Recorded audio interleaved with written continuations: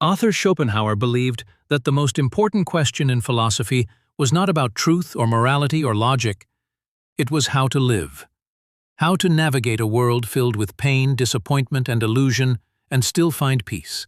He didn't promise happiness. He wasn't that kind of thinker. But he offered something rarer, clarity, a brutal, honest look at life, and how to endure it with dignity. In his work, The Wisdom of Life, Schopenhauer lays out a clear structure for understanding human experience. According to him, the quality of our lives depends on three things: what we are, what we have, and what we represent in the eyes of others. What we are refers to our inner nature, our character, intelligence, mental and emotional constitution. For Schopenhauer, this is the foundation of everything. A person with a calm, strong mind can be content even in solitude and poverty. A person who is anxious, restless, or deeply foolish will be miserable no matter how luxurious their surroundings.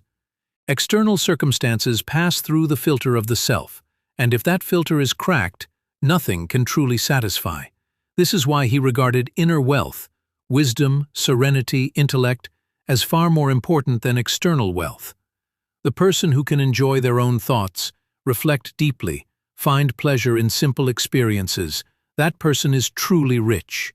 Because their happiness is not dependent on the outside world, which is unstable and indifferent. The second factor is what we have. Material possessions, money, property, health, safety. These things matter, but not as much as we often believe. Schopenhauer is not an ascetic.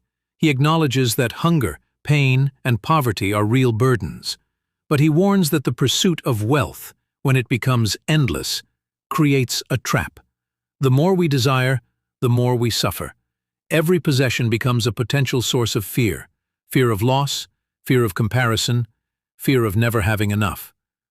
Pleasure fades, excitement wears off, and the person who builds their life on acquiring things will eventually be left with nothing but a hunger they can no longer name.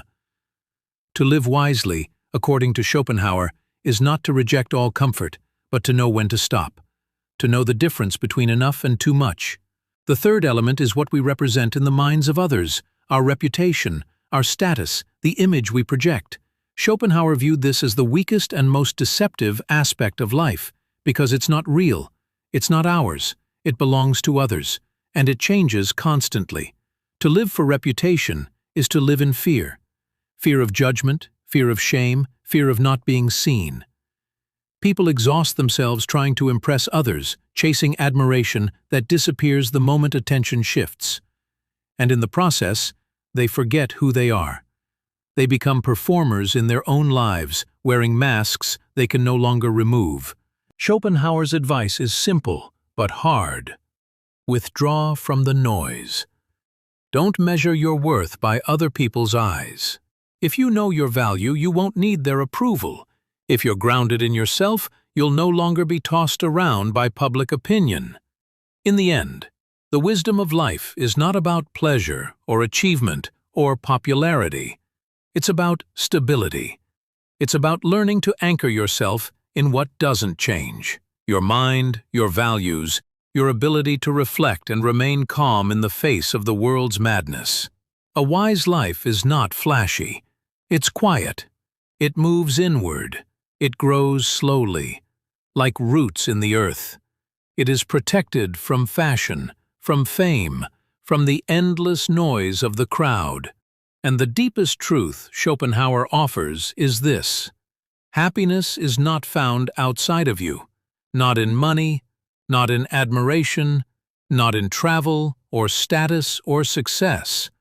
It is found in silence, in simplicity, in the strength of a mind that knows itself. To live wisely is to walk away from illusions, to stop asking the world to make you whole, and to begin finally, to make peace with what you are.